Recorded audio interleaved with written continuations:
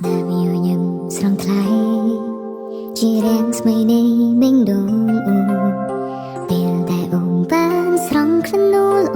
អូនភ្លេចអ្វីទាំងអស់លើវិញថៃបេងដូងវែងឆ្ងាយគឺស្ថិតនៅក្នុងដៃស្រីស្រ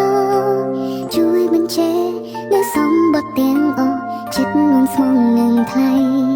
អូនចង់ឲ្យបងនៅក្បែរអូនជារឿងរហូតច្បងត្បាញចិត្តផាំងក្ដីចង់ឲ្យរំបងគេងកាយដៃនិស័យបានពីភូមិលងមួយកាន់ដៃបងនៅក្នុងពេលភូមិរាត្រីពន្លឺកំជ្រួចភ្លឺផ្លែក្រោមផ្ទៃមេឃដែលគ្មានទុកព្រួយជួយបំភ្លឺបងហើយនឹងអូ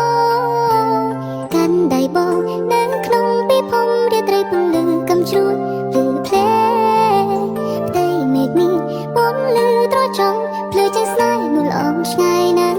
The season of fireworks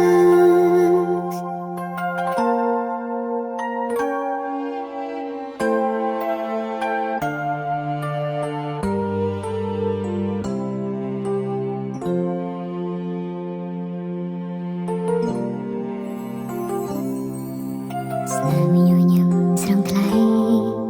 ជារាំងស្មីនៃបេងដូង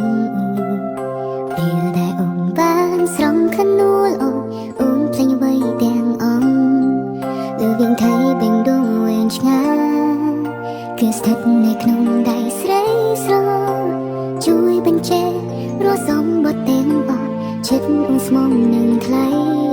អូនចង់ឲ្យបងនៅក្បែរអូនជារឿងរហូតច្បងត្បាញចិត្តផាំងក្ដីចង់ឲ្យរូបមកគេកាយដៃ